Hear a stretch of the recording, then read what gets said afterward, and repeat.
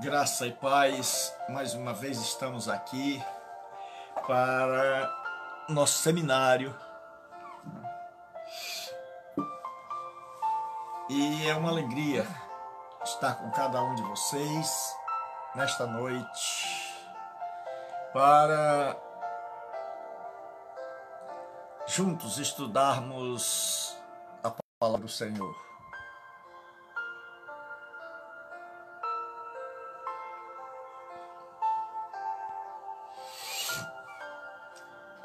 É com alegria que nós estamos aqui para mais uma aula do ESTAD, Seminário de Educação Teológica à Distância. Eu sou o pastor Gilberto Rebouças e nós estamos juntos para estudarmos a Palavra de Deus nesta quinta-feira. Nós temos uma página, que é a página que transmite o nosso seminário, e esta página se chama Comunidade Bíblica Online, né? E você é muito especial para nós, e nós estamos aqui para juntos estudarmos a palavra do Senhor nosso Deus. E hoje nós vamos ler um texto na palavra do Senhor nosso Deus que nos convida. É um texto que nos chama. Deus abençoe, Jean. Deus abençoe a todos os que estão vindo para estudarmos juntos a palavra de Deus, nosso Pai. E hoje nós estamos aqui para estudar a questão do cânon. Nós já vimos a questão do início do cânon, e hoje nós vamos dar continuidade à questão da canonicidade. E nós vamos abrir nosso material de aula na página de número 30. Você que tem um material de aula, página de número 30. Senhor nosso Deus, o nosso Pai, nós estamos em Tua presença para Te servir, para Te adorar, para Te bendizer, para Te dar toda a honra e toda a glória, para pedir a Tua unção, a Tua direção, para pedir que nos abençoe essa noite, que abra os nossos olhos para que nós possamos entender a Tua vontade, a Tua palavra. Em nome de Jesus eu te peço, estenda Tuas mãos, ó Pai, em nome de Jesus Cristo. Ajuda-nos a compreendermos a Tua palavra. Abençoe cada aluno, cada aluna, cada pessoa, Deus, que se interessa por aprender de Ti. Sê conosco, capacita-nos, ó Deus, prepara-nos para mais uma aula, para mais um momento contigo, em nome de Cristo Jesus. Amém. Então hoje nós já vimos na aula passada sobre a questão do cânon, que era uma vara reta usada por pedreiros, por arquitetos, construtores, engenheiros. Era uma espécie de metro. E ela se tornou uma lista de livros, padrões, que serviam para as pessoas executarem suas profissões. E a igreja tomou esse nome canon, ou cânon, como nós pronunciamos na língua portuguesa, e nomeou a lista de livros, os 39 livros do Antigo Testamento. Então, o que é o cânon? O cânon é a lista, é a separação. Nós vimos a diferença entre canonicidade e cânon. Canonicidade é o trabalho de pesquisa para encontrar estes livros sagrados no meio de tantos livros. E quando encontrado, colocado numa lista, reunidos agora, não mais separados, estes livros agora formam o cânon, a lista de livros. Então o cânon judaico ele tem 22 livros, que são os livros do nosso Velho Testamento. E nós já vimos que eles são diferentes do nosso, porque eles têm os mesmos livros do nosso Velho Testamento, Antigo Testamento. Qual a diferença? É porque eles não dividem 1º e 2º Samuel. Os 12 profetas menores são apenas os profetas, estão em um livro só. Jeremias e Lamentações é o único livro. 1º e 2º Reis não existe, existe Reis. 1º e 2º Crônicas não existe, portanto, dá 22 livros. E quando eles separam Jeremias de Lamentações, dá 24, mas o cânon judaico é igual ao nosso cânon. Então, eles fizeram uma lista. E a aula de hoje é para que a gente possa saber como foi feito esse trabalho. Então hoje nós vamos ver os princípios de descoberta da canonicidade, se um livro era canônico ou não, se um livro era... Então agora, quando eu falar canônico, tenha inspirado, certo? Então agora canônico significa inspirado e digno de crédito. O que é um livro canônico? É um livro inspirado. Então, o que é um livro canônico? É um livro inspirado, separado dos outros. E o que é o cânon? É a lista dos livros, dos 39 livros do Antigo Testamento. Então, a gente pergunta quais foram os critérios que eles usaram, que os teólogos da época usaram para fazer o que nós chamamos de cânon, certo? Então, existem vários critérios que eles usaram. Primeiro, o livro é autorizado, inspirado, afirma vir da parte de Deus. Então, quando eles pegavam os livros, eles começavam a ler de forma cuidadosa, lendo e relendo,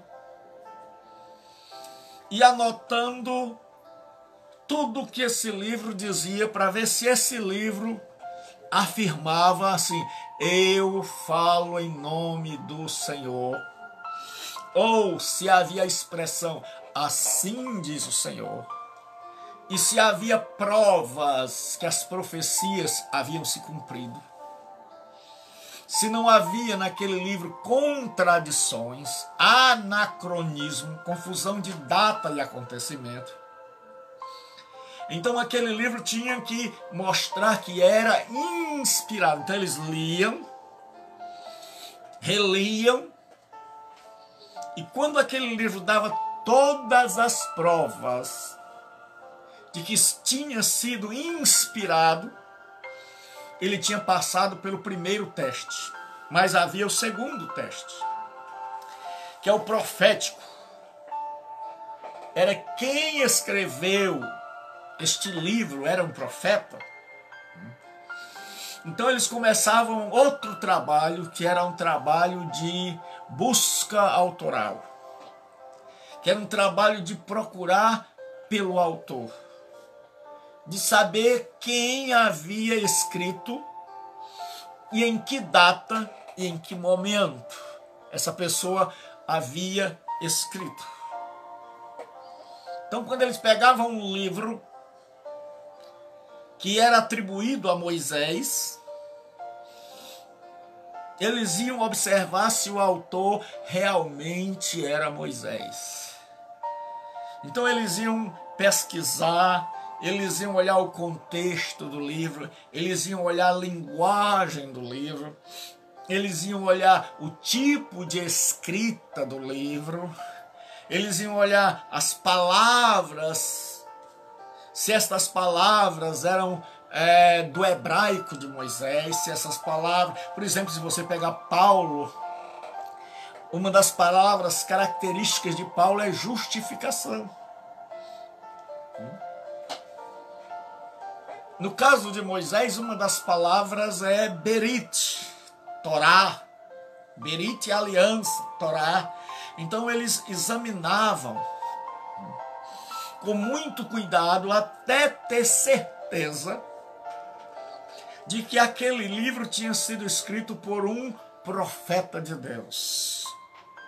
E lembre-se que para ele Josué era profeta. Quem escreveu Samuel também era profeta. Que nós temos os profetas anteriores e os profetas posteriores. Então, esse livro tinha que ter sido escrito por um profeta. Então, eles iam para a questão da autoria. Então, eles iam pesquisar tudo sobre o autor, até que tivessem a certeza de que quem havia escrito esse livro era um homem indicado por Deus, um profeta legítimo, verdadeiro, e que não pairasse mais dúvida. Enquanto eles tinham alguma dúvida se era Moisés ou não, eles não colocavam o livro na lista, até que tivessem se dirimidas todas as dúvidas. O terceiro critério é se esse livro é digno de confiança. Se o que ele fala é verdade. Se o que ele fala sobre Deus é verdade. Se o que ele fala sobre o homem é verdade. Se o que ele fala sobre a criação é verdade. Se esse livro é digno de confiança. Porque se você pegar os livros canônicos, lembre-se, canônico é sinônimo de inspirado, e você colocar lado a lado, eu tenho um programa no meu computador, no meu notebook, chamado The Word, e ele me dá a opção de você colocar várias versões da Bíblia, até 4 ou 5, lado a lado, para comparar. E quando você compara os livros inspirados com os livros chamados apócrifos ou pseudo-epígrafos, você vai ver a diferença gritante. Você vai ver a abissal diferença, o abismo que há entre um e outro. Então esses homens gastaram tempo pesquisando, lendo, estudando outras fontes. Então foi um trabalho árduo. Eles diziam: vamos ler agora o que esse livro fala acerca de Deus, qual é a mensagem dele, qual é o conteúdo. Ele fala a verdade sobre Deus, ele fala a verdade sobre o homem, ele fala a verdade sobre a criação, sobre o pecado. Os temas que ele aborda de forma correta, porque se for inspirado por Deus, ele não vai conter erros. Então eles examinavam cuidadosamente quando passavam. Eles diziam: passou em mais um teste. Tinha um quarto teste. Eles perguntavam: esse livro é dinâmico? Ou seja, possui poder de transformar vidas? Este livro, quando é lido pelas pessoas, lembrem-se, os livros não eram juntos, como nós temos hoje no cânon. Antes da formação do cânon, cada livro circulava separadamente. Então, eles diziam: esse livro já transformou vidas. Alguém, ao ler este livro, teve sua vida transformada, impactada, melhorada, abençoada, aproximou a pessoa de Deus. E aí eles iam buscar resposta para esta pergunta: esse livro transforma vidas?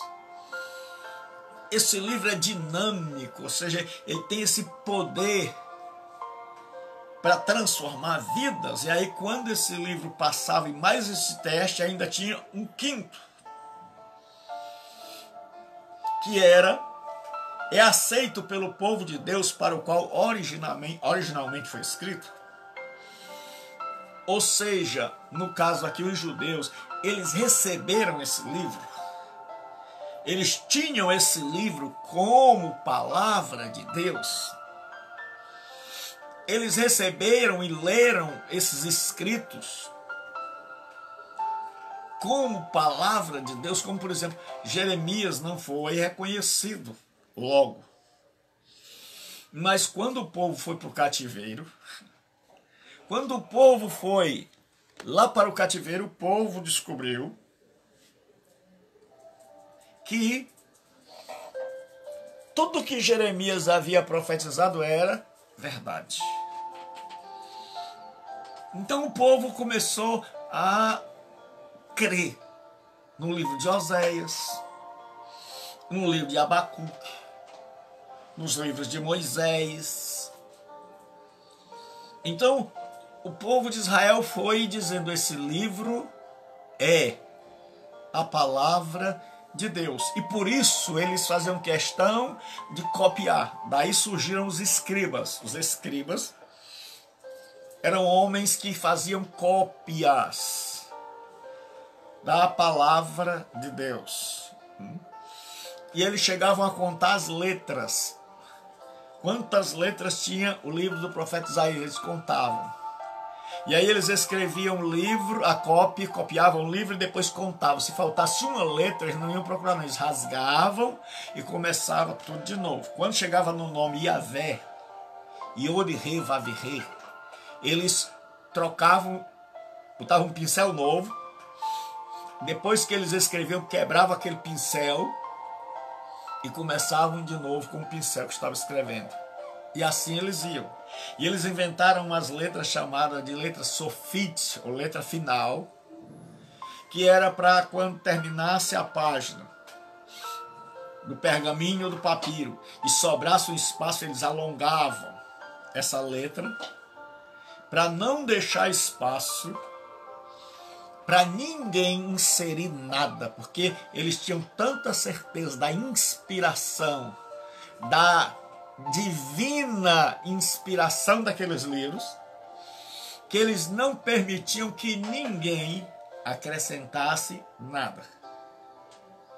Agora você imagine assim e escreva aí depois: no princípio criou Deus os céus e a terra, tudo junto e tudo em maiúsculo e sem deixar espaço. E quando for no final do seu caderno, se você vê que vai sobrar espaço, então alongue a última letra até o final da página. Se for um R, faça um R bem grande até o final. Era assim que eles faziam. E a última coisa era se era aceito pelo povo. Então, o povo aceitou. Alguns livros não foram aceitos de imediato. Mas quando se cumpriram, como é o caso de Jeremias e tantos outros profetas, estes livros foram aceitos. Então estes são os critérios: inspiração, o livro foi escrito por um profeta, ele é digno de confiança, ele transforma vidas, ele foi recebido pelo povo, a quem ele foi destinado originalmente, o povo recebeu. Se o livro passava em tudo isso aí, ele era colocado no cano. Então uma carrada de livro foi reprovado. Uma multidão, imagine a quantidade de livros, né? Para chegar em apenas 39 livros do Antigo Testamento.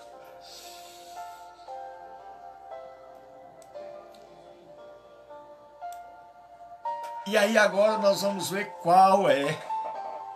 quais são os critérios que foram usados para a canonização do Novo Testamento.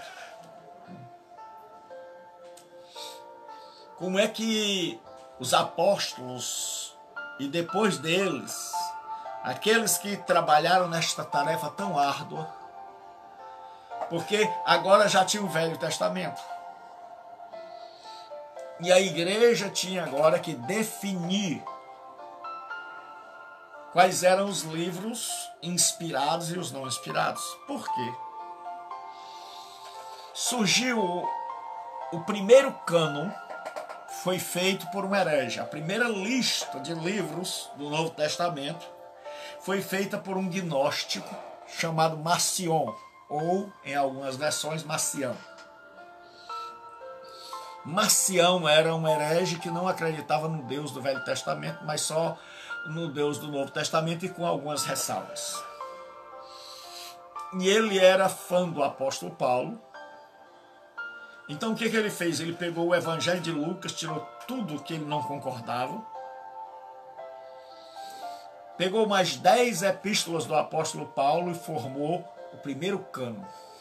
E ele disse: olha pessoal, só nós vamos para o céu e essa aqui é a nossa Bíblia. E aí a igreja percebeu: rapaz, Marcion, o herege, fez aí o cânon dele. Só que o cânon dele está incompleto, porque ele não crê no Deus do Velho Testamento. E nós precisamos fazer o cânon, nós precisamos, assim como os judeus fizeram, de selecionar os livros inspirados. Nós temos que saber quais são os livros inspirados do Novo Testamento. E aí quais foram os critérios que eles usaram? Primeiro foi a apostolicidade. Esse livro foi escrito ou foi respaldado por um apóstolo. Então, quando eles iam examinar o livro, eles perguntavam: esse livro foi escrito ou foi respaldado por um apóstolo? Então eles diziam Mateus. Mateus era apóstolo. Então eles diziam João. João era apóstolo. Aí diziam mais Lucas. Lucas não era apóstolo. Aí eles foram atrás e disseram: mas tudo que Lucas ensinou ele aprendeu com o apóstolo Paulo. Então ele tem um respaldo. Se houvesse algo no seu evangelho errado, Paulo teria consertado, Paulo teria orientado e dito: isso aqui está errado. E Marcos? Marcos teve como seu orientador o apóstolo Pedro. Então, quando eles descobriram isso, porque eles disseram Mateus e João, tranquilo, foram escritos por homens que andaram com Jesus. Mas aí agora Marcos, aí eles foram pesquisar e eles disseram Marcos teve como seu mentor, como seu orientador, o apóstolo Pedro, o que deixa a gente sem nenhuma dúvida quanto à autoria. É como hoje, na faculdade o aluno vai fazer o seu TCC ou monografia, trabalho de conclusão de curso, e ele procura um dos professores para orientá-lo. Então ele produz o texto e nós vamos observar e dizer onde está bom e onde precisa ser mudado. Então Paulo e Pedro, Paulo para Lucas e Pedro para Marcos, serviram de orientadores. Então eles tinham base, esses livros estavam enquadrados agora como canônicos no primeiro critério. O segundo critério era o da inspiração. Eles pegavam o Evangelho, as cartas, o livro de Atos, e eles diziam: esse livro reivindica ser de Deus. Ele afirma ser inspirado, ele dá provas. Quando a gente lê, ele dá provas de que ele é inspirado. Então eles começaram a ler os livros. Havia inúmeros livros. Havia uma multiplicidade enorme de livros. Mas quando eles foram procurando a apostolicidade, muitos não tinham o respaldo de um apóstolo. Muitos nem sequer tinham ouvido de um apóstolo. Muitos contrariavam as doutrinas ensinadas pelos apóstolos. E esses livros foram reprovados. E aí a questão da inspiração, eles perceberam que aqueles livros, ao lerem, ao meditarem, ao se debruçarem, ao gastar horas, noites a fios, dias, meses, lendo, relendo. Então eles chegavam à conclusão de que este livro é um livro inspirado. Outra coisa era a espiritualidade. Esse livro promove a espiritualidade. Esse livro faz com que as pessoas se tornem pessoas espirituais. Esse livro não leva à loucura, ao fanatismo. Mas esse livro ensina com verdade, com coerência, com substância. Esse livro transforma vidas. Alguém leu esta carta e esta carta transforma vidas.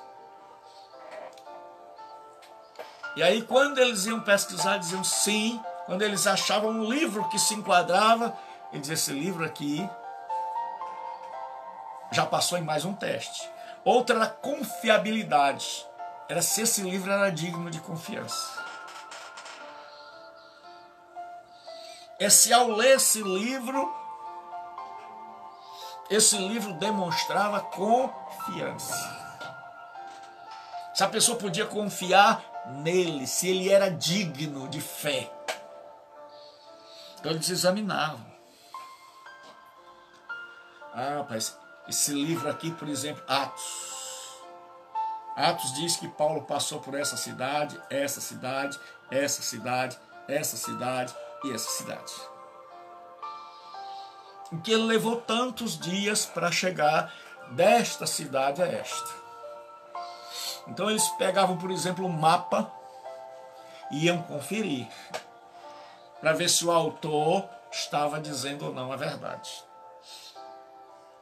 E aí eles iam se informar de quantos dias levava para a pessoa caminhando ou de barco. Então eles buscavam toda a informação no livro.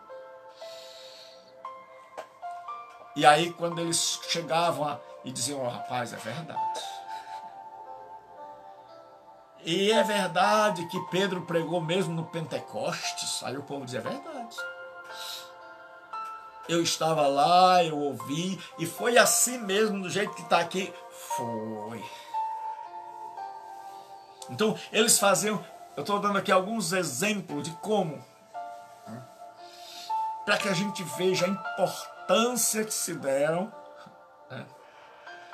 porque a maioria dos livros o povo já tinha quase que certeza. Porque esses livros já eram separados, considerados canônicos, inspirados. Então sempre leia, canônico igual a inspirado. Porque só entrava no cânon, na lista, os livros inspirados. Porque o objetivo era tornar esses livros um só volume. Um só volume. Então o quinto elemento era a universalidade. Era se aquele livro tinha sido aceito por todas as comunidades cristãs.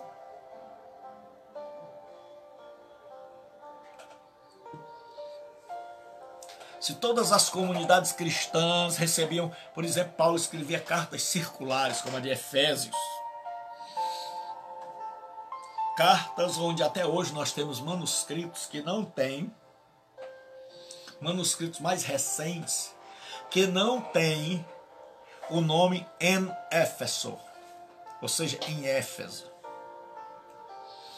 Por quê? Porque os efésios receberam a carta, leram, copiaram e mandaram para as outras igrejas. E aí eles deixavam em branco o lugar, que era para dizer assim, em Laodiceia, em Colossos, em Hierápolis. Então aquela era uma carta circular. Então era uma carta que era aprovada pelas igrejas. As igrejas sabiam que aquela carta era inspirada, que aquele homem tinha escrito sob a inspiração divina e que desobedecer à autoridade daquele homem era desobedecer à autoridade do próprio Deus que o escolhera e que o inspirara. Os 3 passos mais importantes no processo de canonização. O primeiro era a inspiração. Certo? O segundo era o reconhecimento por parte do povo de Deus.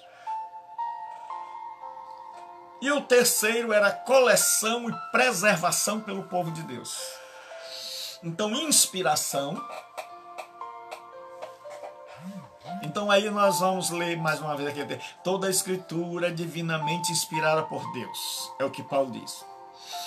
Segundo critério, reconhecimento por parte de Deus. Veio, pois, Moisés e contou todas as palavras do Senhor e todos os estatutos. Então o povo respondeu a uma voz e disse: todas as palavras que o Senhor tem falado, faremos. Então o povo reconhecia que aquelas palavras que Moisés tinha escrito em um livro eram não as palavras de Moisés, mas as palavras do próprio Deus. E o terceiro passo era coleção e preservação. E também os adivinhos, os feiticeiros, os terafins, os ídolos e todas as abominações que se via na terra de Judá e em Jerusalém, os extirpou Josias, para confirmar as palavras da lei, que estavam escritas no livro, que o sacerdote Ilquias achara na casa do Senhor, segundo Reis 23 e 24. Moisés foi o primeiro a juntar os seus 5 livros. Então, 5 livros de Moisés, o que os judeus chamam de Torá, instrução, lei. E nós chamamos de Pentateuco, 5 teucos, livros. Foram os primeiros a serem reunidos, foram os primeiros a entrarem no cânon.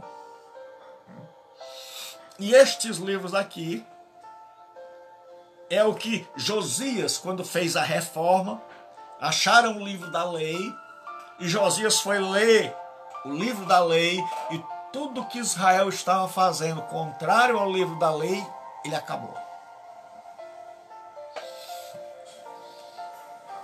Ele só permitiu ficar em Israel tudo que estivesse de acordo. Então, coleção e preservação. Então, Moisés colecionou. O que significa, ele juntou esses livros. Então, no processo de canonização, houve uma coleção. Eles vão colando um livro no outro. E depois nós vamos ver que eles vão colando aos 5 livros de Moisés, o livro de Josué. E aí vai ser chamado de não mais de Pentateuco, mas Hexateuco, que agora são 6 livros. E aí vai. E aí eles vão colocando estes livros em um só volume. Isso chama-se coleção. Mas não bastava só colecionar. Tinha que ter um ato importantíssimo, que era não perder estes livros, era a preservação. Daí, quando eles tinham um livro agora como canônico, então entrava o trabalho dos escribas. Eles iam copiando, e copiando, e copiando, e copiando, e copiando, e copiando, e copiando. Então eles pegavam os livros de Moisés e cópia, e cópia, e cópia, e cópias cuidadosíssimas. E cópias é tanto que, como eu já disse, se eles faltasse uma letra, eles rasgavam. Porque depois de copiar, eles iam contar uma por uma. Imagine o trabalho que eles tiveram. Então, quando as cópias originais, que a gente já viu, chama-se autógrafo, elas se gastavam, já existiam centenas de cópias que o povo tinha a certeza, nós não podemos perder a palavra de Deus. E eles não sabiam que estavam guardando também para nós. Então eles sabiam que o material em que a palavra de Deus havia sido escrita era frágil, de duração pequena.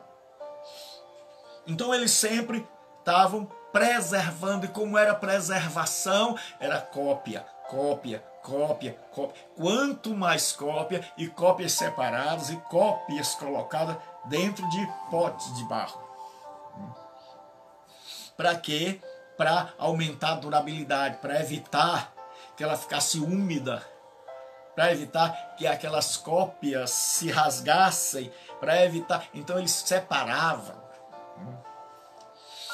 Como agora em Qurã acharam os rolos do Mar Morto, livros do profeta Isaías de cerca de 800 anos antes de Cristo. Então livros que foram guardados. Então essa era a preservação. Então eles não apenas colecionavam, mas eles tinham cuidado de pegar e dizer assim, olha, estes 39 livros, nós temos que preservá-los. Então os escribas estavam dia e noite, cópia do Gênesis, cópia do Êxodo, cópia do Deuteronômio, cópia do Números, cópia do Levíticos, cópia de Josué. Então quando se rasgava uma, tinha várias, e eles colocavam em vários lugares, em lugares diferentes. Porque eles imaginavam que se alguém atacasse aquele lugar e destruísse algumas cópias, eles tinham outras. Então o maior tesouro daquele povo era as Escrituras Sagradas. Então eles diversificavam os lugares. E o que me deixa assim aqui hoje, nós, depois de tanto trabalho, para preservar, para livrar esses textos do incêndio, muitos deles deram a própria vida. Morreram, mas não disseram onde estavam escondidos os manuscritos. Trabalharam de sol a sol para que esses livros fossem relegados ao segundo plano, para que não fossem lidos. Então, inspiração, aceitação, coleção e preservação, para que a Bíblia chegasse até hoje. Aí o cânon do Novo Testamento, como é que vai se formar? Nós já vimos os critérios. É um processo de formação do cânon. Aí começa com a primeira parte, o que a gente chama de Pentateuco. Tem início por volta de 1491 a.C. Diz assim, e tomou o livro da aliança e o leu aos ouvidos do povo. E eles disseram, tudo o que o Senhor tem falado, faremos e obedeceremos. Então existem duas interpretações. Uma, que esse livro aqui é apenas uma parte dos livros, ou uma parte do Êxodo. E outros que acreditam que este livro, que está se falando aqui, o livro da aliança, é a primeira coleção dos 5 livros de Moisés. E este livro vai ter uma cópia, e o rei, quando se sentar no rei, que Israel é o único lugar onde o rei não tem poder absoluto. Onde o rei tem que ter uma cópia da escritura para agir segundo ela. E diz assim, e aconteceu que, acabando Moisés de escrever num livro todas as palavras desta lei, Deuteronômio, então Moisés agora escreve 5 livros, e a pergunta que surge é, como é que ele escreveu a parte que fala dele como morto? Que narra sua morte. Josué terminou.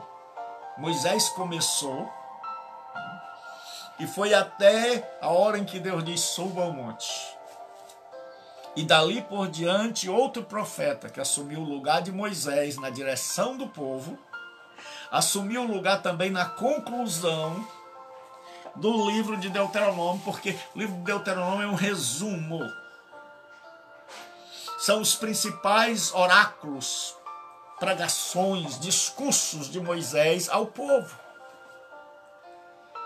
Então, não foi Moisés em espírito, psicografando, que escreveu os últimos capítulos de Deuteronômio. Foi Josué. Então agora, primeira parte, do cânon está sendo feita. 5 livros já estão juntos e sendo copiados, então colecionados e preservados. Então agora, há muitos e muitos anos atrás, começa a juntar, o colecionar destes livros e a preservação, e dizer, agora do Gênesis ao Deuteronômio não são mais 5 livros, um livro só. O livro da lei, este livro, tem que ser copiado. E este livro não pode ser perdido, porque é a palavra de Deus. E sendo a palavra de Deus, precisa a todo custo ser preservada. Então, haja cópia. E cópia com muito cuidado.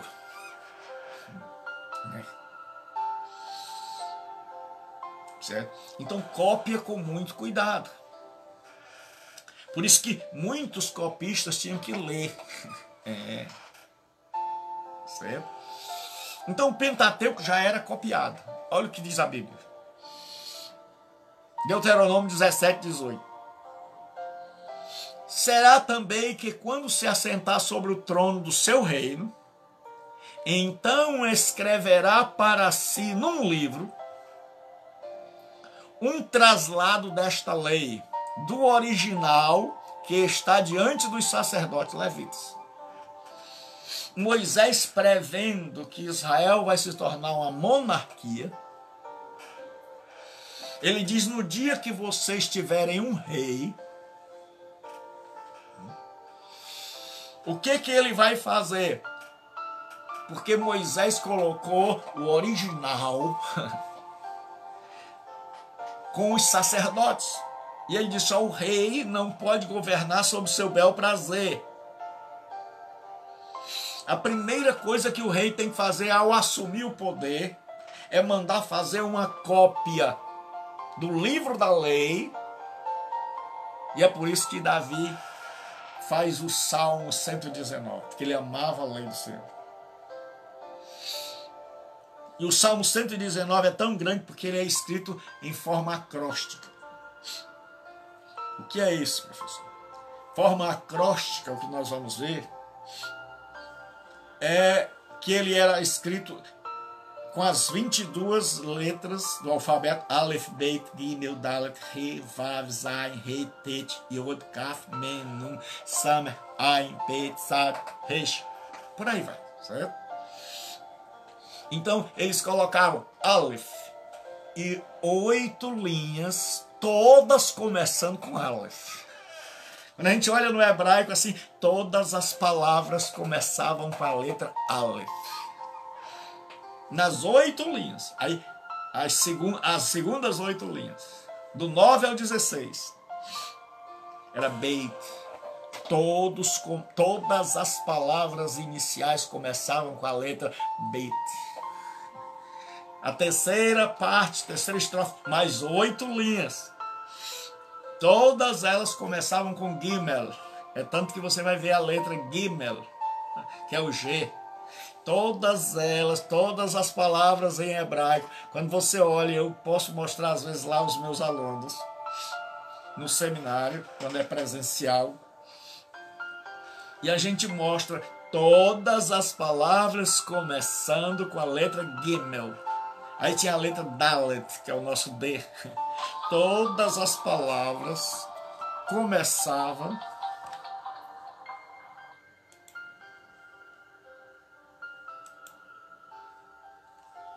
com a letra Dalet. E por aí vai. Até chegar no Tav, que era a última letra. Então é por isso que o salmo é tão grande. Porque para cada letra tinha 8 versos. E 22 letras você multiplica por 8. Certo? Agora imagine o trabalho que dá. Então agora diz assim, fará uma cópia desta lei, do original, que está diante dos sacerdotes. Então quem tinha o original, os sacerdotes. Então, quando se precisava fazer uma cópia, ia lá no sacerdote. E o rei tinha por obrigação. Aí tem a segunda parte do cânon. A primeira parte já foi feita, que é o que a gente chama de Torá. O livro da lei. Então agora não existem mais 5 livros, existe um livro. E é esse livro que vai ser achado no templo. E é por isso que a Bíblia diz: buscai no livro da lei do Senhor. Agora é um livro só que contém os 5 livros de Moisés. Formação da segunda parte, agora vai entrar Josué. E Josué escreveu estas palavras no livro da lei de Deus. Por isso que a gente diz que Josué concluiu. E tomou uma grande pedra e erigiu ali debaixo do carvalho que estava junto ao santuário do Senhor. Josué 24, 26. Então Josué conclui o livro de Moisés, o Deuteronômio, e escreve o seu livro. E agora esse livro é juntado pelos judeus ao livro da lei. Então agora não tem mais o Pentateuco, tem o Hexateuco, são 6 livros. Aí, veja, o cânon está se formando.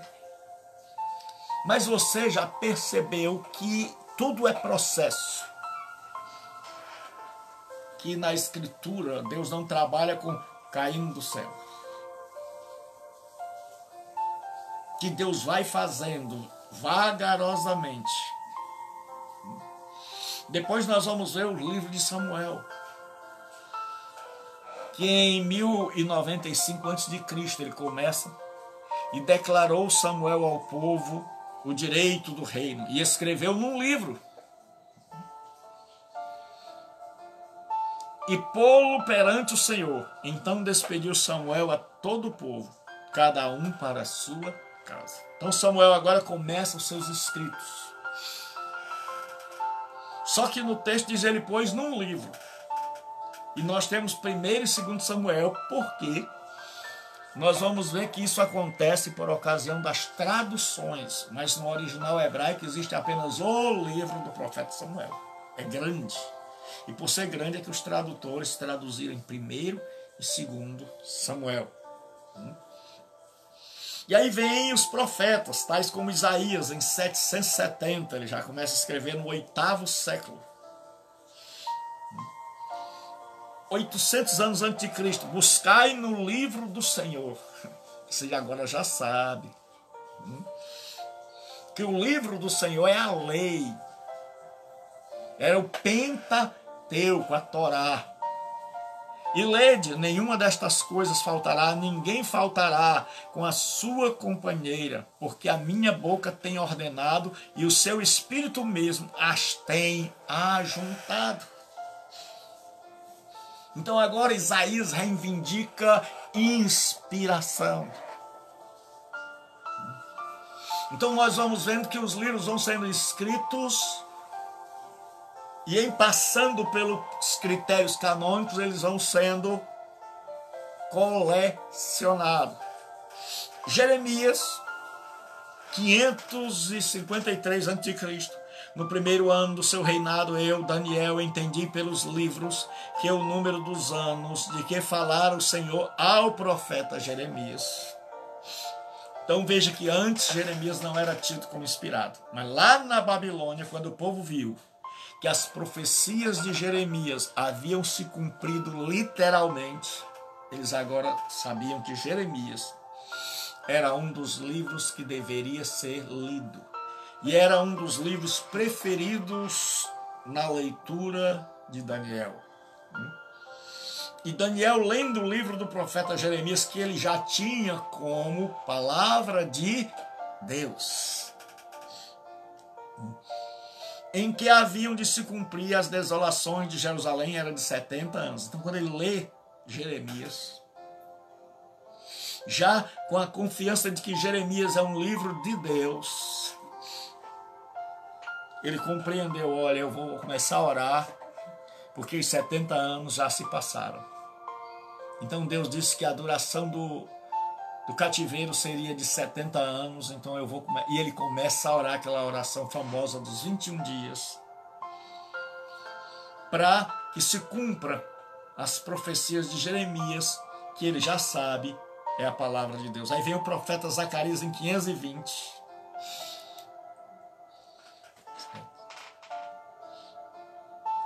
E Zacarias agora vai fazer uma referência à lei aos profetas. Ele vai fazer uma referência às primeiras divisões do cânon do Velho Testamento. Zacarias 7,12 diz assim: sim, fizeram seus corações como pedra de diamante, para que não ouvissem a lei. Agora, a lei é uma referência aos 5 livros de Moisés. Nem as palavras que o Senhor dos Exércitos, Jeová Tsavaot, enviara pelo seu Espírito por intermédio dos primeiros profetas. Quem eram os primeiros profetas? Josué, Juízes, Samuel e Reis. Porque todos esses livros foram escritos por alguém que tinha o dom profético. Então agora, nos dias de Zacarias, ele já tem 2 divisões. Já estão colecionados os livros da lei e os profetas. E ele está dizendo que o povo desobedeceu tanto a lei, como os intérpretes da lei, como os pregadores da lei, os profetas. Porque a Bíblia dos profetas era a lei. Neemias, depois que o povo volta do cativeiro, 445, e Esdras abriu o livro perante a vista de todo o povo, porque estava acima de todo o povo. E abrindo ele, todo o povo se pôs em pé, e leram no livro da lei de Deus. Veja que esse povo agora já tem. Quando Esdras volta para reconstruir, eles voltam e eles têm já um cânon com 2 partes.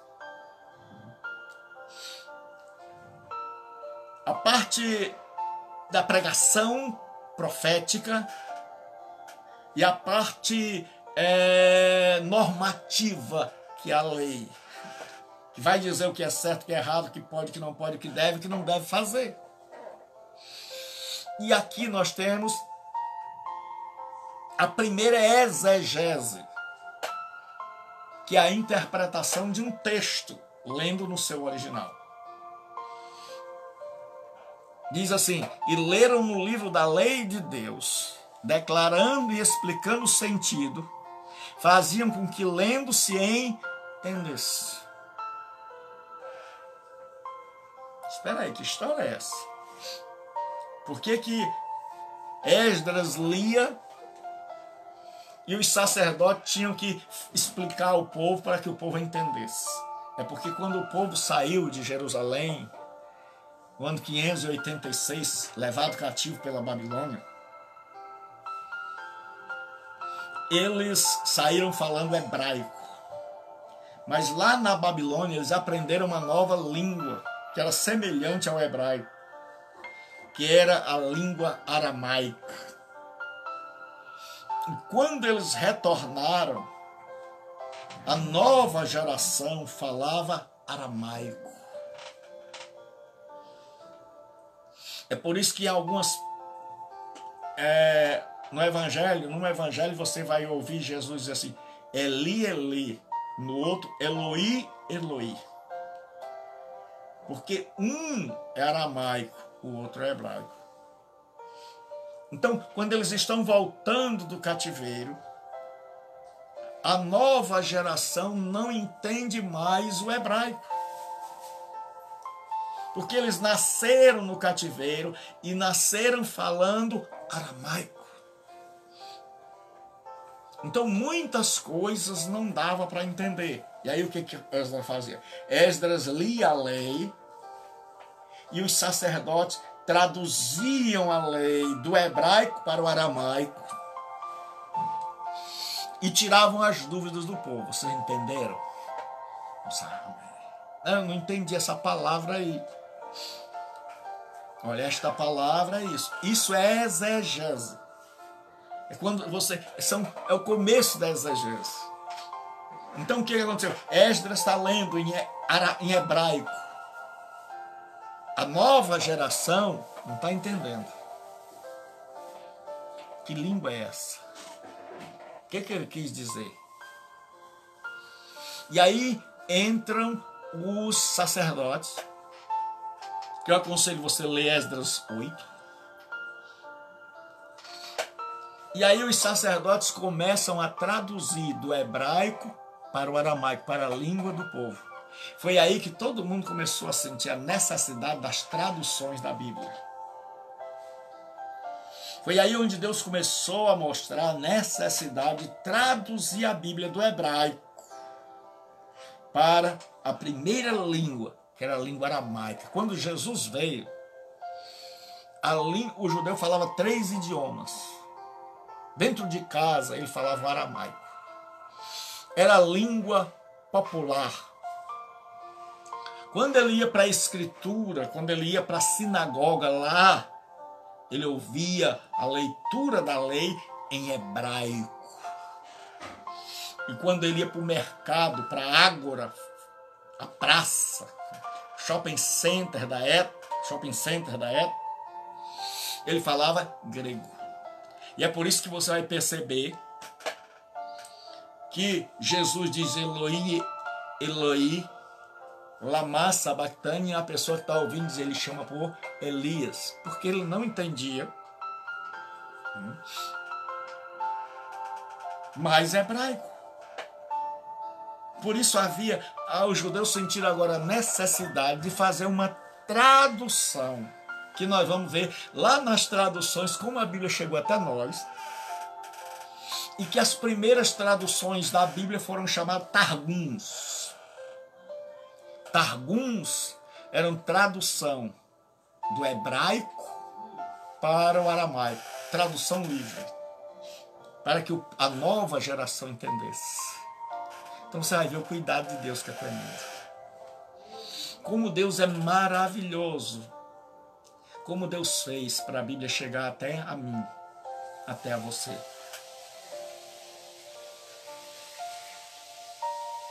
Esté.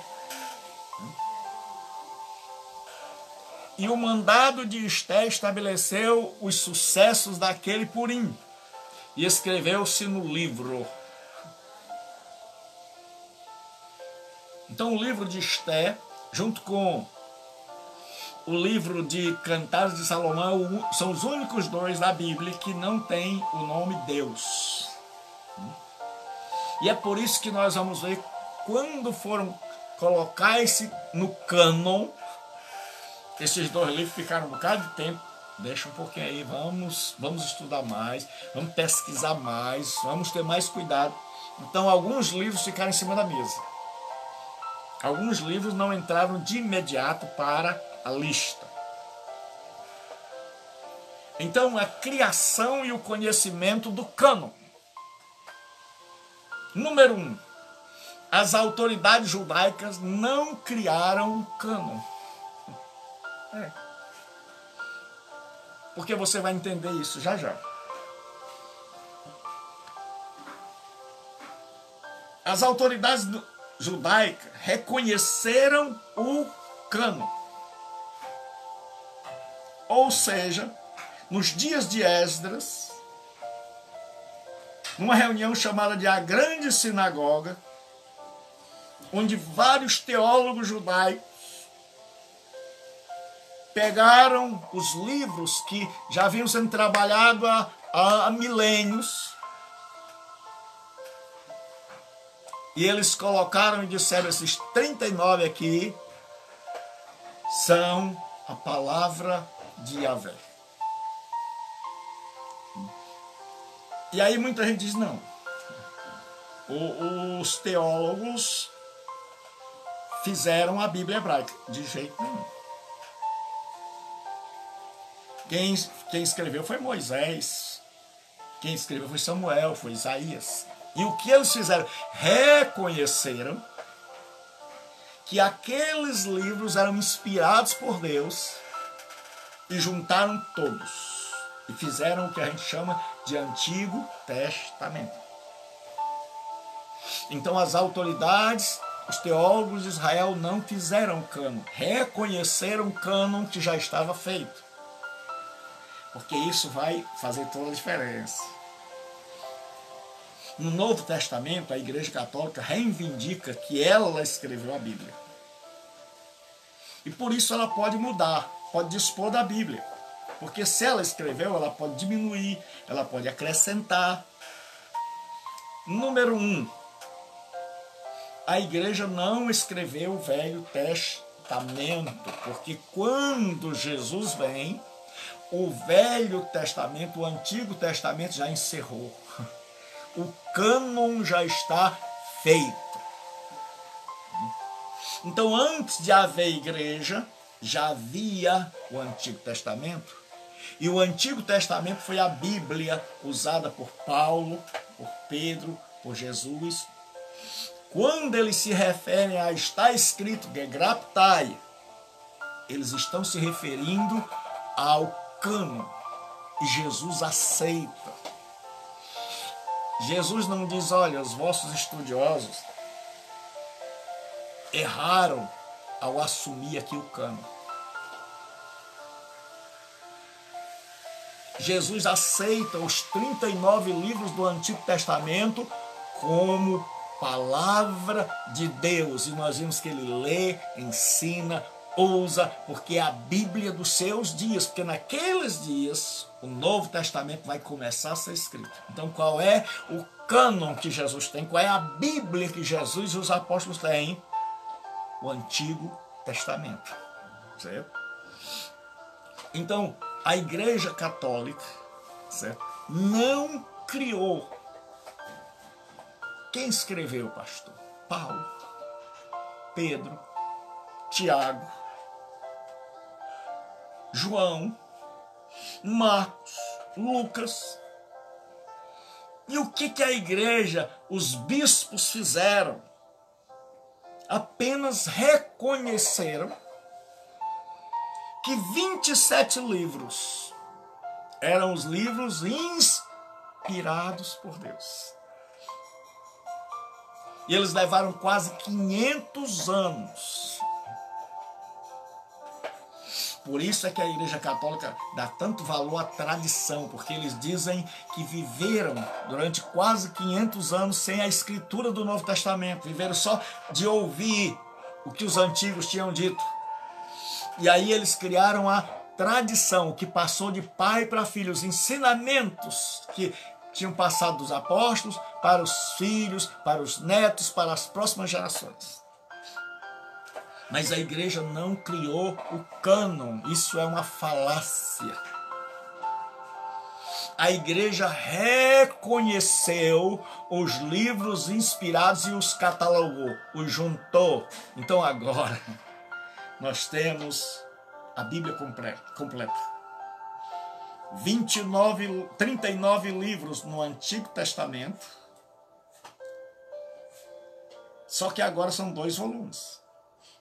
Um volume é a Bíblia hebraica, é a Taná, e um volume agora é o Novo Testamento. E posteriormente, aí tudo é junto. Os cristãos juntam o Antigo Testamento com o Novo Testamento para fazer um livro só. E aí nós temos agora 2 cânones. O cânon judaico, para eles apenas 39 livros do Antigo Testamento são inspirados. Os livros do Novo Testamento, para eles, não são inspirados. Eles não creem. Então, qual é o cânon do judaísmo? Qual é a Bíblia judaica? É só o Antigo Testamento. E aí surge agora a Bíblia cristã. Qual é a Bíblia dos cristãos? É a Bíblia com 66 livros.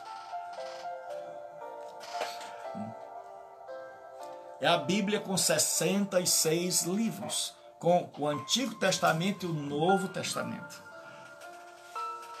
Mais tarde vai surgir um terceiro cânon, que é no ano de 1546, no Concílio de Trento, quando a Igreja Católica resolve acrescentar aos livros do Antigo Testamento, e olha onde ela vai mexer. Vai mexer onde não tinha a menor autoridade, onde já estava encerrado. Os livros que a gente chama, que Jerônimo chamou de apócrifos, não inspirados, não genuínos, não dignos de confiança. Porque todos estes livros foram escritos no período intertestamentário, séculos do silêncio, entre Malaquias e Mateus, 400 anos, onde Deus calou. Todos esses livros foram escritos em língua grega e não hebraica. Por isso eles não contêm, não estão na Bíblia hebraica. Por isso eles não estão na Bíblia hebraica, porque o judeu não os tem. Mas a Igreja Católica precisava de livros para refutar os reformadores que tinham a Bíblia como base. Então, na Bíblia, com 66 livros, não tinha base para a reza pelos mortos, para a Imaculada Conceição da Virgem Maria. Então, eles tiveram que acrescentar, que nós vamos ver com cuidado. Tenha paciência. Mas, então, agora tem 3 cânon. É o cânon judaico, 39 livros. A Bíblia do judeu, então nós temos agora 3 Bíblias. A Bíblia do judeu, com 39 livros, que para eles são apenas 22, porque você já sabe, eles não separam 1º e 2º Samuel, os 12 profetas. O cânon protestante, com 66 livros, 39 do Velho e 27 do Novo. E o cânon católico, com 73 livros, porque eles acrescentaram mais 7 livros. E aí é por isso que é tão importante você saber disso. Que é tão importante a gente estudar, para a gente saber de que cânon a gente está falando, de que Bíblia a gente está falando. Porque você pode dizer assim, mas na Bíblia está escrito, a gente tem que perguntar em qual Bíblia. Entendeu? É na Bíblia do judeu? É na Bíblia protestante? Ou é na Bíblia católica?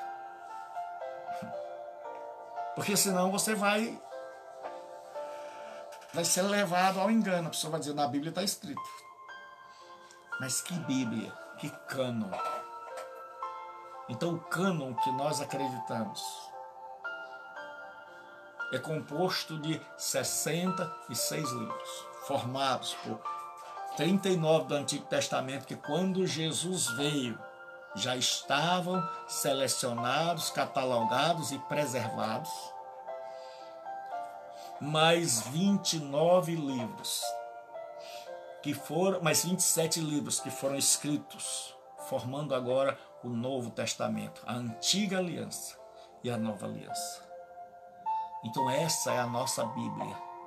Estes são os livros, porque nós não acreditamos que ninguém, que nenhuma instituição escreveu a Bíblia, mas que a Bíblia é obra de Deus, através de homens escolhidos, e que ela foi escrita e preservada para nos levar à presença de Deus, para que a gente conheça o Deus que nela se revela, para que a gente valorize o trabalho de tanta gente que deu a vida, que derramou suor, para que eu e você pudéssemos ter hoje uma escritura. Gente que ficou com a mão dormente de tanto escrever. Gente que contou letra por letra, para que nenhuma delas faltasse. Gente que juntou esses livros e guardavam esses livros como verdadeiro tesouro que são. E hoje nós deixamos por aí jogado. Então, que essa Bíblia que cuidadosamente foi gerenciada por Deus, através do seu Espírito, que o Espírito Santo esteve lá dizendo, olha, separa esse, exclui esse, junta esses livros, porque senão daqui a pouco ninguém sabe mais quem é quem. E aí quantas vezes nós relegamos esse livro santo, inspirado, e preferimos qualquer um assim.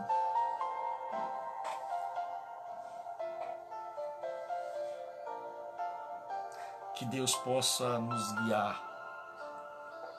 Porque, irmãos, você viu hoje como Deus se preocupa com a sua igreja. Como Deus se preocupa em preservar sua palavra para que ela guie a nossa vida. Deixa eu te dizer uma coisa antes de terminar. Se Deus quisesse que eu guiasse a minha vida por profecias, por dons, por visões, Ele não teria feito questão, nem teria feito tanta gente trabalhar tanto para que a Bíblia chegasse aos meus dias. Ele teria dito, não se preocupe, meu filho. Quando você precisar de orientação, eu falo a você por meio de profecia.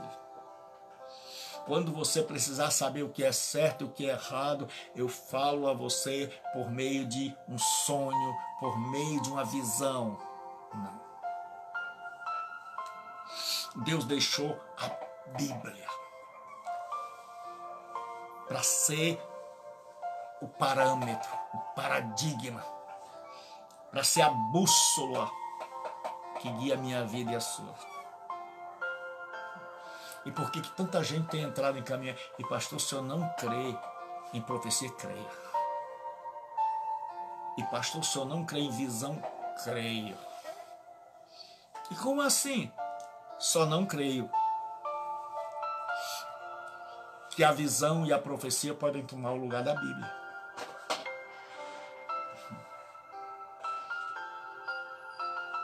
Eu creio numa profecia onde você diz assim, Senhor, revela-me a tua vontade. E o profeta diz, eis que eu te digo, meu servo, lê a minha palavra, porque nela encontrarás a verdade que tanto procura. Aí sim.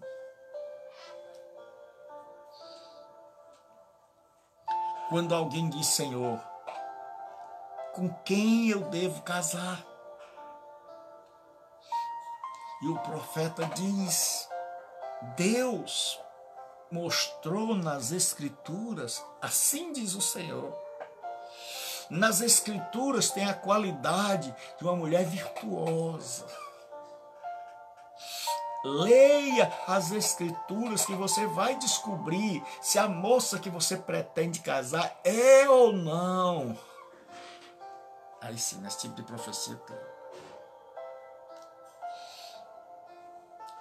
Deus vai restaurar o teu lar. E aí o profeta chega e diz, assim diz o Senhor, este não é o lar dele, porque ele já abandonou a primeira mulher, a segunda, e esta já é a terceira. Então o lar dele não é este aí, porque ele vive pulando de galho. Isso é profecia. Então, se não fosse a Bíblia, bastava eu dizer, estou vendo isso, e eu manipulava você. Bastava eu falar em língua estranha e começar a falar em nome do Senhor. E você tinha que ouvir, porque você não tinha como analisar se o que eu estou profetizando é verdade ou mentira. Mas Deus preservou a Bíblia para que ela seja a maior autoridade em questões de fé e prática. Para quando alguém pregar, quando alguém profetizar, quando alguém cantar, quando alguém orar, eu saiba se ele está de acordo ou não com o cânon. Então, o que é o cânon? É a seleção, a coleção e a preservação dos 66 livros. Então tem o cânon do Velho e o cânon do Novo. E que Deus o abençoe. E que você honre esse cânon. Que você creia em profecia, creia em visão, creia em revelação, desde que estejam em harmonia com esse santo livro. E que esse livro seja o tesouro da sua casa. Que ele não fique lá empoeirado ou servindo de enfeite, de adorno, mas que ele seja o livro da sua meditação, o livro da sua cabeceira. Assim como o rei tinha que ter uma cópia, que nós tenhamos a nossa própria versão. Que nós possamos ter a nossa versão e lê-la, e meditar, e nortear a nossa vida por ela, e julgar todas as coisas, se enquadram ou não nela. O que se enquadrar nos seus ensinos. Porque Moisés diz assim, se levantar um profeta e profetizar, e o que ele profetizar acontecer, mas se o que ele profetizar acontecer e for contrário à palavra de Deus, não receberás. Então, a pessoa pode profetizar. E a profecia é certa ou errada, não porque ela se cumpriu, mas se ela se cumpriu de acordo com a palavra do Senhor. Então, a palavra do Senhor é a autoridade que eu espero que guie a minha vida e a sua. Que Deus abençoe. Tenha uma boa noite. Espero que esta aula tenha sido abençoadora para a sua vida. Eu espero que você deixe aí muitos comentários. Que você deixe aí as suas dúvidas, porque eu tenho certeza que para muitos isso é um assunto novo. Para que a próxima aula eu possa começar já estou terminando meu tempo aqui, para que eu possa começar respondendo as dúvidas. Então eu peço, por favor,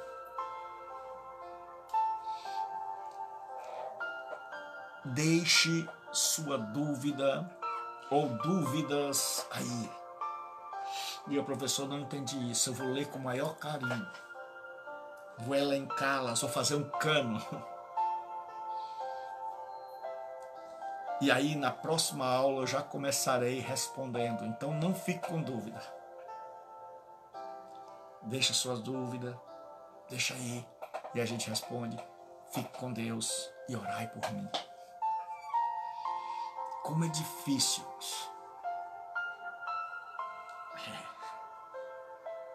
Hoje eu já tive que mexer no celular de novo para ele ficar direitinho assim. Mas do nada ele desanda. Do nada a luz fica fosforescente demais. Do nada a imagem aparece torta, de cabeça para baixo. O computador aqui apaga, fica tudo preto. Você vê eu aqui mexendo porque está tudo preto. Mas eu não quero desistir, porque vocês querem aprender. Então me dê um feedback. Mostre que você está interessado. Faça suas perguntas. Dê seu testemunho lá na página. Porque eu não posso hoje ouvir você, dar um abraço em você, como eu queria. Hoje poder conhecer tantos irmãos maravilhosos que estão aí, pastores, que são homens humildes, que têm a coragem de tentar aprender com um pobre coitado como eu. Mas ainda não posso. Em breve poderemos. Então, deixa teu comentário aí. Lembra, para que a Bíblia fosse preservada, a gente escreveu à vontade. Então não tenha pena não, pode gastar aí o espaço na página. Deixa as dúvidas. Não entendeu? Deixa as dúvidas. E o bom, daqui a pouco tá lá no YouTube. E lá no YouTube se inscreva. Clica aí na página para seguir, para curtir. Que Deus abençoe. Tenha uma boa noite. E orai muito por mim. Porque até a boca está doendo. A garganta. Você vem enquanto vai me dizer assim. Está tudo doendo. Mas eu vou em frente. Em nome de Jesus. Por amor a vocês. Por amor a Deus. E por amor a mim. Obrigado por estarem conosco. Obrigado por acreditarem nesse projeto. E aonde você estiver, que a bênção do Senhor esteja conosco, hoje e sempre. Amém.